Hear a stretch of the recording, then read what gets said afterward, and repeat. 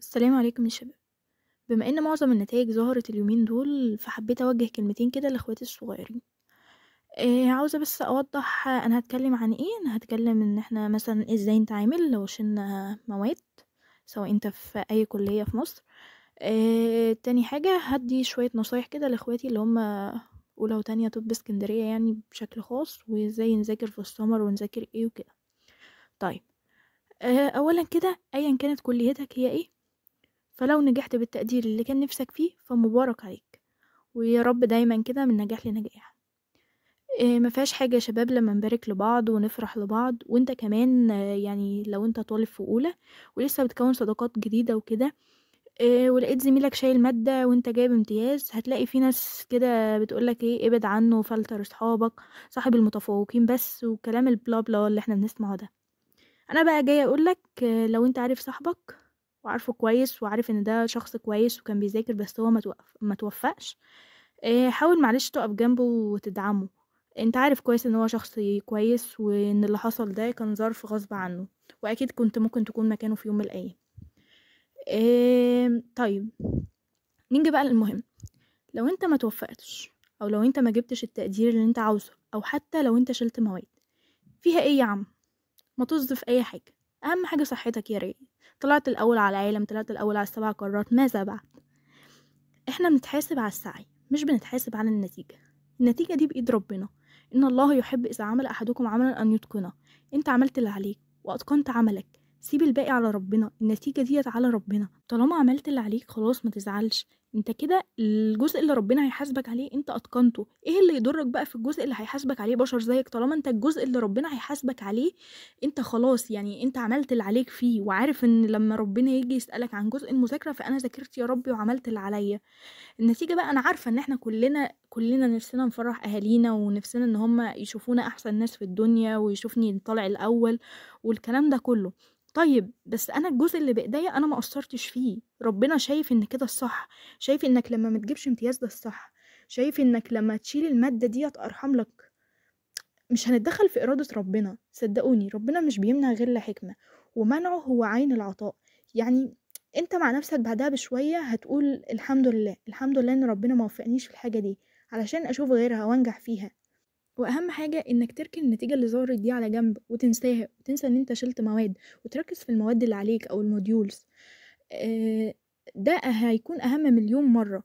اما انت تكون شايل كام مادة من بتوع الترم الاول، ولنفترض يا سيدي ان انت شايل الترم الاول كله، تزعل وتتضايق عليهم وتضيع علشانهم مادة أو مادتين أو كام مادة من مواد الترم التاني، ولا تنساها خالص دلوقتي وتركز في المواد اللي عندك ونأجل الزعل لوقته؟ على فكرة احنا كده كده هنزعل، يعني هيجيلنا وقت وهنبقى فاضيين فيه وهنفتكر كل الحاجات دي ونزعل. طيب يعني أنا شايفة إن الأحسن إن أنت تستعين بالله، تنسى القديم كله، تبدأ من جديد كده على نظافة وبالرايق. نشد حيلنا، نحاول نعوض الدرجات اللي راحت ديت، نذاكر المواد اللي موجودة معانا دلوقتي ونحاول نجيب فيها أعلى حاجة أو نقفلها كمان. لما يجي وقت السمر اللي هيمتحن يمتحن، وإن شاء الله تكون تجربة اتعلمنا منها، وعرفنا ايه حكمة ربنا فيها. لأن طبعا زي ما احنا عارفين ان أمر ربنا كله خير، ونحاول نتدارك حكمة ربنا من الموقف أو الظرف اللي حطينا فيه ده. بعد كده بقى ندخل على رجالة طب اسكندرية، وبالتحديد يعني سنة أولى وتانية اللي لسه نتيجتهم ظاهرة من يومين. أول حاجة هتكلم مع كتاكيت سنة أولى، كونكتيف تيشو. انت عارف ان انت لسه ما خدتش غير هما مديولين بس؟ وانت عارف ان مديول الفاونديشن ده أسوأ مديول ممكن يعدي عليك كطالب لسه بيدخل الكلية وبيبدأ ان هو يعرف ايه مواد الطب؟ مديول تقيل بالشكل ده انت قدرت عليه؟ يعني مهما كانت الدرجة اللي انت جبتها فيه، كفاية بس ان انت حاولت تذاكر المواد بتاعته. طيب، على فكرة بقى الموديولين دول، اللي هما الفاونديشن والبلاد، عليهم بس 270 درجة من التراكمي بتاعك، يعني اللي هو التراكمي ده أصلا بالآلاف. دول شيء لا يذكر. ده لو انت جايب صفر فيهم، وده شيء طبعا استحالة يحصل، ده مجرد بس افتراض، انت برضو ممكن التراكمي بتاعك يكون امتياز، لان ده والله درجاته لا شيء. انت متخيل 170 درجة من آلاف الدرجات؟ اكيد طبعا ولا اي حاجه. انا بقولك انت لو جايب صفر فيهم، وده استحاله يحصل، هتقدر ان التراكمي بتاعك يكون امتياز. فانت ما تزعلش، وفوق كده ركز في الماسكول سكيلتال. امتحانه عندك بعد كام يوم علشان تلحق تعوض. احنا مش عايزين نضيع حاجة تانية. هتزعل دلوقتي، ممكن لا قدر الله تضيع منك الماسكلو كمان، وبدل ما تبقى معاك موديولين ولا موديول تبقى معاك 3. طيب ليه نركز في الماسكلو. وهقولك دلوقتي تعمل ايه في السمر بتاعه عشان ان شاء الله نطلع منه وندخل سنة تالتة او سنة تانية يعني. طيب ندخل بقى سنة تانية. لو افترضنا في أسوأ الأحوال إنك شايل ال4 موديولات بتوع أولى وال2 بتوع أول ترم في تانية، يعني 6 موديولات. فيها ايه يعني؟ درجات أولى وتانية كلها ما تجيش حاجة جنب درجات البطنة والجراحة بس والله. يعني برضو انت لو شديت حيلك تقدر تتخرج بتقدير عام امتياز. والله المهم تركز دلوقتي في CNS. هو موديول تقيل، أيوة محتاج مذاكرة، بس امتحاناته والله العظيم من أسهل الامتحانات اللي بتيجي في الكلية، ومن أحسن الموديولز اللي هتجيب فيها درجات. والكلام ده على فكرة عن تجربة، من أعلى الدرجات اللي هتجيبها هي درجات CNS. طيب نذاكر ازاي للسمر. هنرجع تاني، لو انت سنة أولى وعامل تأجيل بعسر وهتمتحن بعد سنة أولى على طول، وهنفترض ان انت عليك الموديولين. طيب انت هيبقى عندك آخر موديول في أولى هو موديول الكارديو، ان شاء الله تدخل امتحانه كده وتطلع منه مبسوط.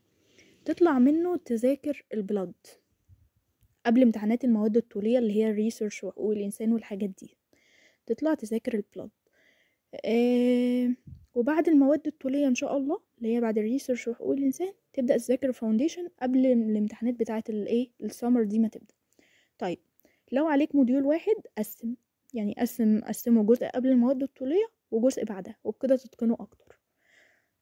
طيب لو انت مش عامل تأجيل بعذر، فانت خلاص امتحاناتك لسه هتمتحن المواد دي في الصيف سنة تانية، يعني مش بعد سنة أولى، لأ انت هتمتحنها بعد سنة تانية.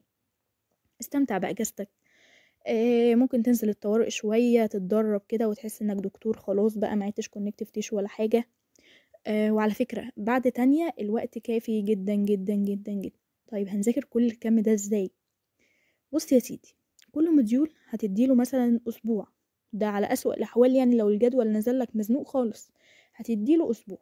هتذاكر فيه جزء العملي كويس جدا، العملي بيكون مضمون وسهل جدا يتقفل يا شباب بجد. وهتذاكر أكبر مادتين في الموديول، يعني مثلا موديول زي الفاونديشن هتذاكر هيستولوجي لأن هو يعتبر أكبر مادة فيه. جزء الفسيولوجي هو جزء صغير بس مهم جدا وبتيجي عليه أسئلة كتير جدا. وكمان هتاخد معاهم جزء البايو اللي هو من أول الانزيمز، يعني هتاخد جزء الانزيمز والDNA وكده للآخر. موديول البلاد هو سهل وصغير ان انت تجيبه كله. برضو هنركز على العملي، تركز على العملي كويس جدا. تحط في دماغك تارجت ان انت لازم تقفل العملي، وفي ورقة النظري كفاية قوي انك تجيب فيها 40%. كده كده مهما حليت مش هتاخد غير 60% بتوع درجة النجاح. سنة تانية بقى زي ما قلت السنة أولى هنركز على العملي ونتارجت اننا نقفله. العملي بيبقى MCQ على الكمبيوتر، أسئلة بتكون سهلة جدا ومباشرة، فهيكون سهل بإذن الله ان هو يتقفل. برضو هناخد معاه أكبر مادتين في النظري بحيث نجيب بس 40% في الورق. يعني مثلا في الEGU هناخد مثلا الفسيولوجي بتاع الاندوكراين والرينال، وهناخد الاناتومي بتاع الجينيتال مهم جدا خاصة في العملي، وهناخد برضو اناتومي الرينال برضو. في الGIT هنركز على الاناتومي والفسيولوجي. ما تنساش يا شباب بالنسبة لأولى وتانية ما ننساش نحل الأسئلة، مهمة جدا جدا جدا. أولا لأن ده هيثبت المعلومة، ثانيا ممكن تلاقي الأسئلة جايلك بالنص، يعني في أسئلة كتيرة هتلاقيها جاية زي ما هي. بس كده يا شباب، ربنا معاكم يا رب ويوفقكم. انا حبيت اعمل الفيديو ده بصراحة لاني لقيت ناس كتير قوي محبطة وواقفة مكانها للأسف، وده ما ينفعش خالص يا شباب. انا حبيت اعمل فيديو عشان اطمنكم. المفروض ان اللي حصل ده يكون دافع ليك انك تبقى احسن من الاول. وصدقني اللي حصل ده مش دليل ابدا ان انت وحش او فاشل، بالعكس والله العظيم ده توفيق من ربنا. ياما ناس ذاكرت وما توفقتش. ربنا معاكم يا شباب ويوفقكم. ما تقلقوش والله كل حاجة بتعدي، المهم صحتك بجد. كان في دفعتي والدفعة الأكبر مني في ناس شايلة ال8 موديولات بتوع السنتين كاملين ونجحوا معانا في تالتة دلوقت. كله بكرم ربنا وتوفيقه بيعدي. بس ما تيأس واطلب من ربنا دايما التوفيق والبركة في الوقت والعون. ما تقلقوش ان انتوا تكلموني في اي وقت لو حد محتاج مساعدة. انا زميلتكم ياسمين الحداد في الفرقة التالتة. سهل جدا تتواصلوا معايا لو حد حاسس انه تايه او محتاج اي مساعدة في اي حاجة. هتلاقوني اكيد، وانا مش هتأخر عن اي حد والله لو في ايديا ان انا اساعده. السلام عليكم.